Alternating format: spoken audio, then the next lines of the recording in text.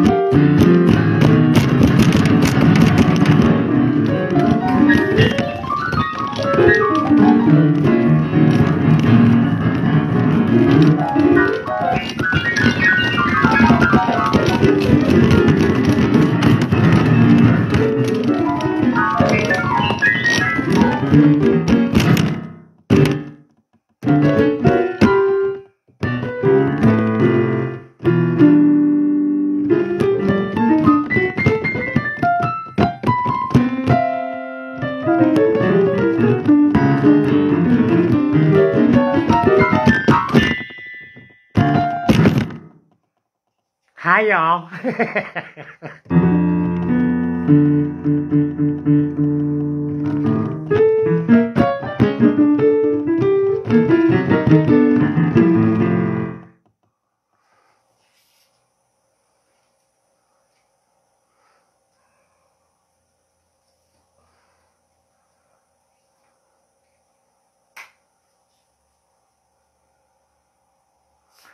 Well, how? I can't see me. There we go. That's the problem. I was looking the wrong way. Now, where's the turnaround? Where's the turnaround thing? Shit. No, that's not it. Oh, fuck. Oh, there it is.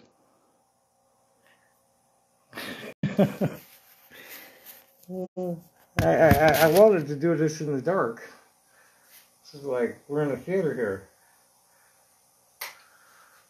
That's too dark. Let's see if we can get this back moved a little bit. I need to get more lighting in here. Hi, George.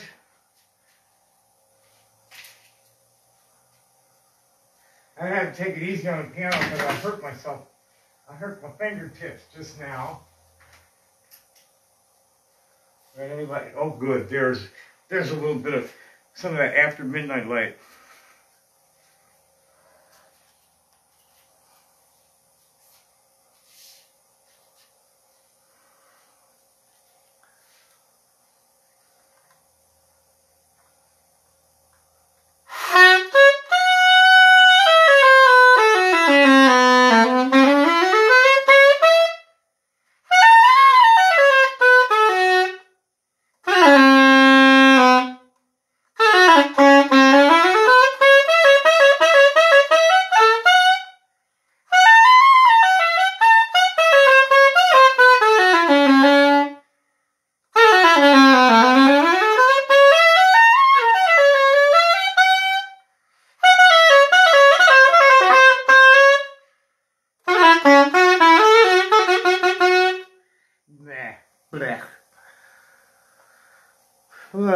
But at least the tone is good. Where it was going wasn't making any sense to me.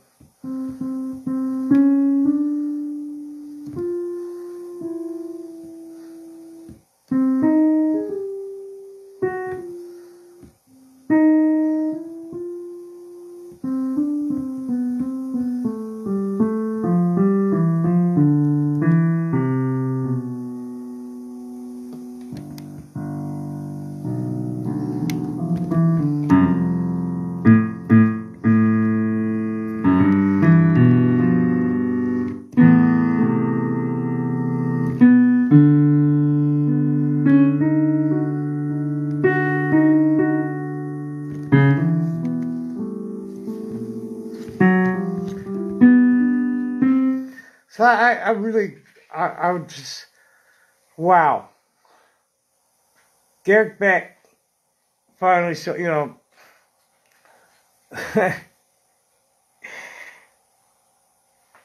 I don't know why I'm so stupid sometimes and allow things to go on as long as I do.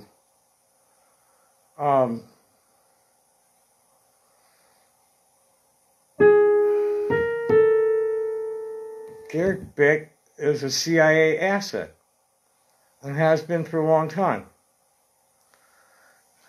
Probably from the first time he dropped acid, whenever that was.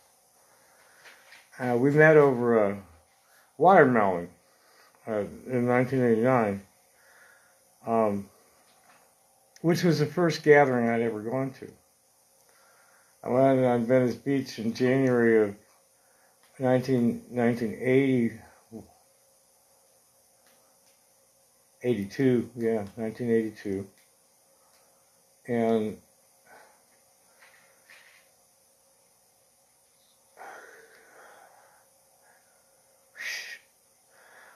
I live mainly with, like, you know, the nomadic people, the people who lived in buses and drive up and down the coast with the weather, and they wintered in the parking lot in Venice Beach, and they pretty much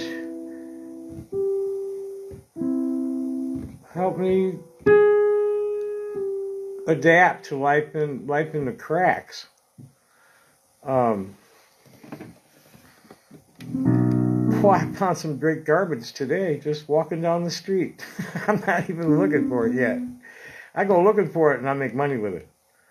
And I'm going to make money with the garbage. It doesn't matter if I sell anything that I own ever again, thanks to your family and Hamadi's family in Indonesia. Because I'll get rich representing you guys directly, you know, your mind to the people who actually end up the home of your work. And fuck them. Fuck the billionaires. They will never prove me, you know, they've been trying to prove me insane for the last 23 years. It's just been pure hell for the last 23 years with cops, robbers, and fucking pill-pushing shrinks. I'm clear of them. Tucson Police Department loves me and respects me. I'm a public health practitioner, pro bono, from a wealthy family, giving my food away. They see it. They've been seeing it for years. And they see that I'm not a danger to anybody else unless they lay hands on me. And usually people are smart enough not to do that in Tucson. I haven't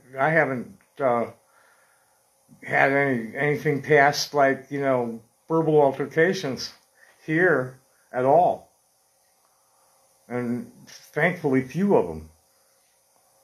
People just don't want to deal with that shit. They run away from it. There's an African immigrant sitting in the lot that he was in good shape. He didn't want to be bothered at all. And boy, he was ready to protect himself too with a big piece of rebar.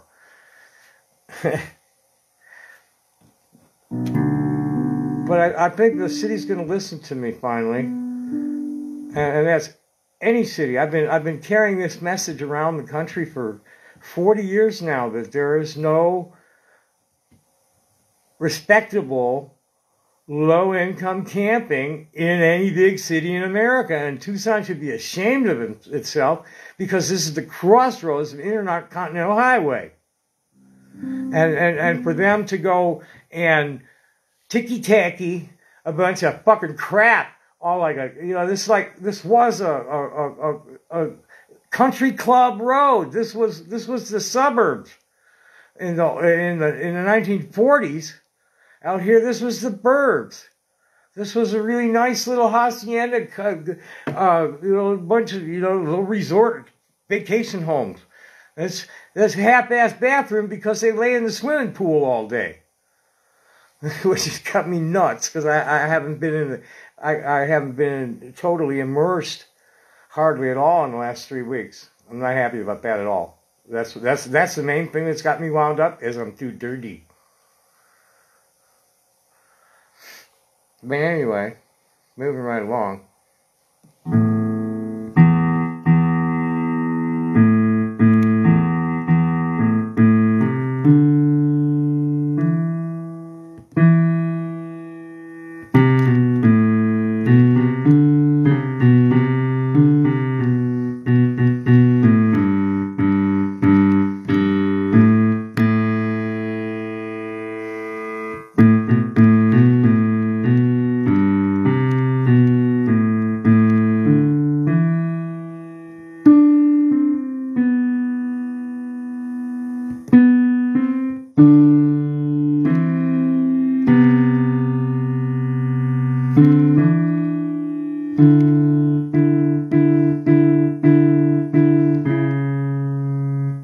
Blah.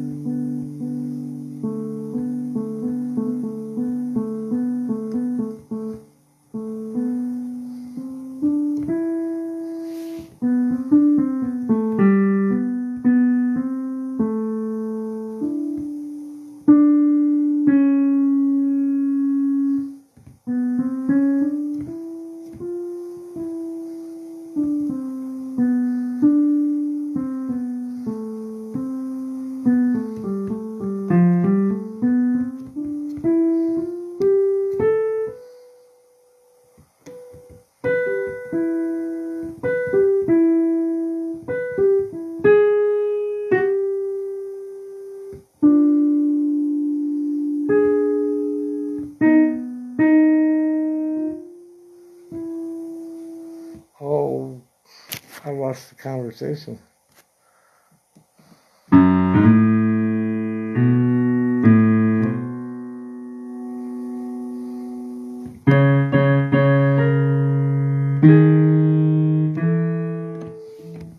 Okay, totally uninspired there. Not feeling nothing.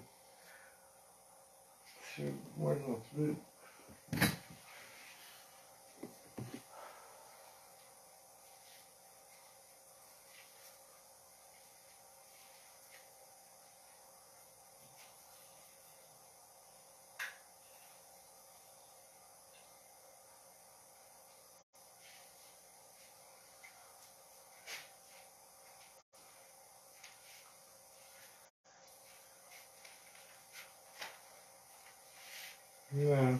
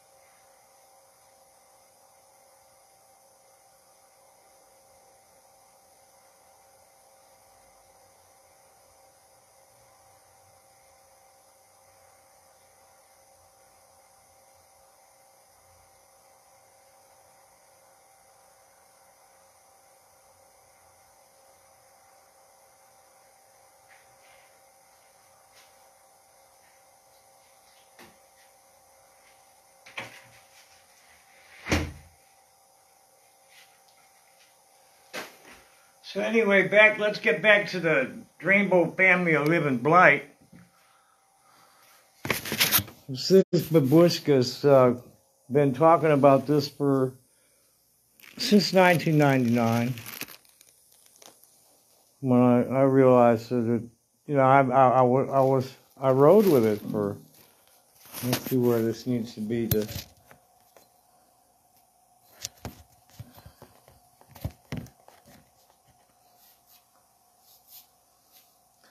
That's about right.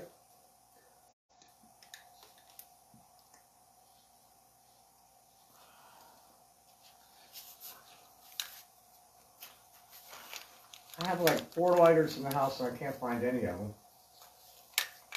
And I make a big mess when I use the matches to smoke weed. I think I want to fill my bowl though before I sit down.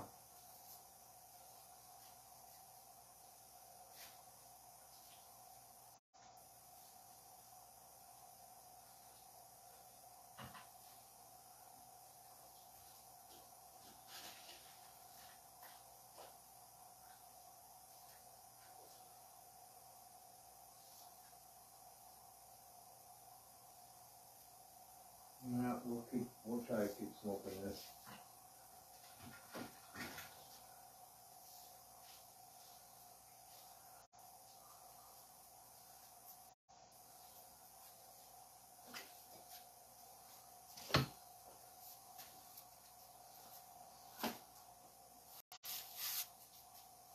So anyway, I've been doing the Tucson Gem Show thing.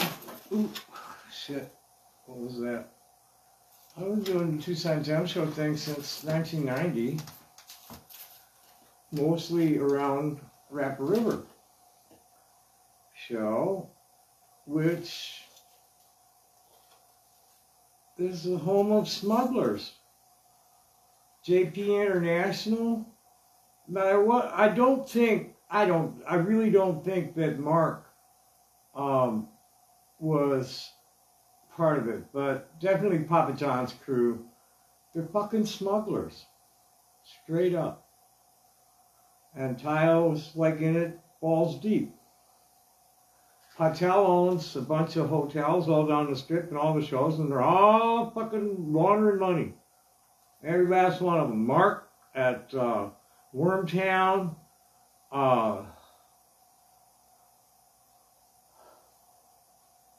I don't know who else. I really don't. But I've observed all that. And I know those people. I've seen them dealing the drugs. I was involved in it myself during the 90s where my group was handling the hash. And when I was out in Venice, California, I was like totally in the LSD distribution loop. And the weed. And they're, it's all CIA companies that were, it's been going on. The banker gangsters totally took over the United States in 1913. The Rothschild Morgan Group totally fucking took it over. And World War I was a bunch of bullshit where they were breaking up the old empires. And they carved up they defeated the Ottoman Empire, and carved it all up, drew lines in the sand where none ever existed, and handed off the controls of those countries to fucking warlords, terrorists. Menachem Begin and David Ben Gurion and Abraham Stern, and Benny Abraham, was it Abraham Netanyahu, Bibi's father? They're all a bunch of fucking Slavo-Turkic Ukrainian. the Gestapo, or SS was all Ukrainian. It's totally white nationalism. European, Judeo-Christian, fucking rape, pillage, and plunder your way around the world and own it, and just consume, and thinking they're invulnerable. And the master race is like, yo, guys, slow down. the planet is got a lot more mass and race, and you don't want to make you don't want to dig a whole lot of holes in the planet, especially not deep ones. You never know what's going to come out of them. Gateway to Hell was opened years ago in Russia. Dumbass motherfuckers.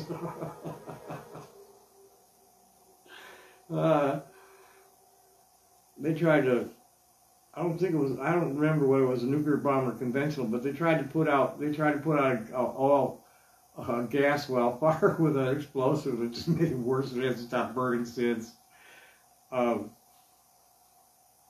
This is a very unstable world. You talk about climate change. The first thing you learn in marine science is like, hey, this is a giant ball of molten rock that's spinning around that's encased in a bubble of water, spinning around a ball of hot gas with a bunch of other balls of molten rock, trying to, this big juggling act of ball, and it's all, excuse me, but natural law comes first. There's no man's law that could stop the earth from doing what it does, and being what it is,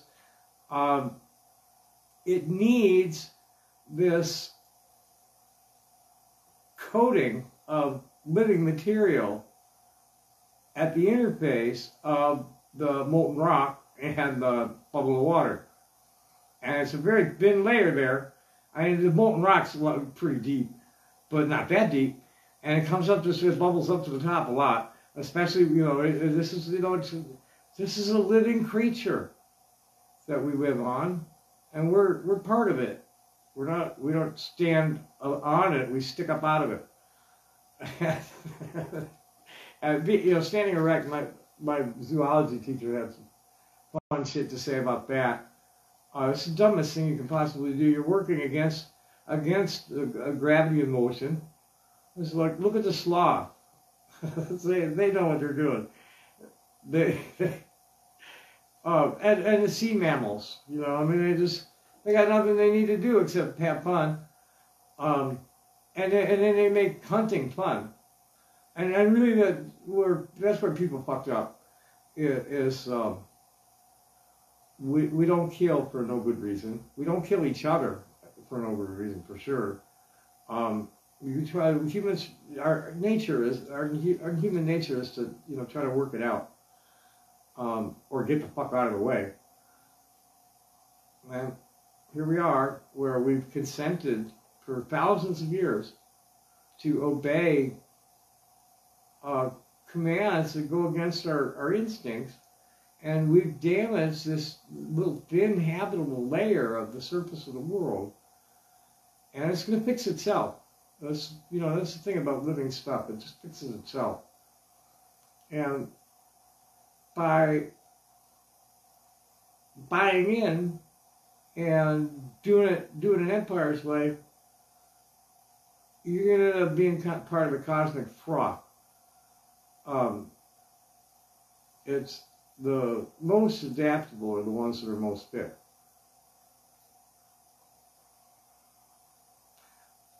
I don't know why I'm even sitting up here talking. There's no good reason to do that. And is there anything I need to do in the morning? No, not really. I need to rest well.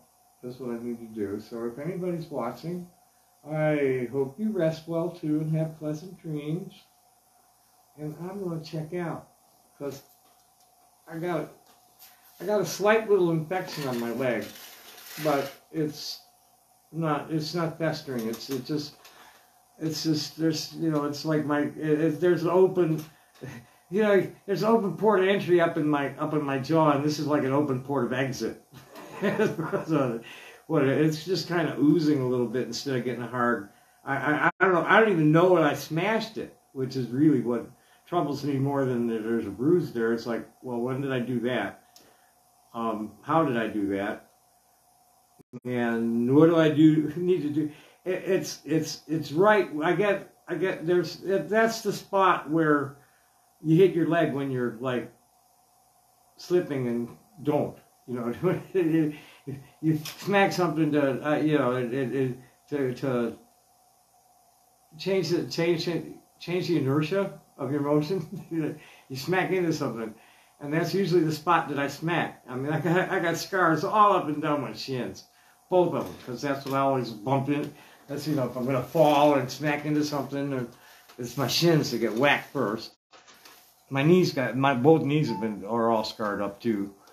Um, and nobody came after you guys, so I'm out of here. If you're still here, bye bye. Happy day, bye.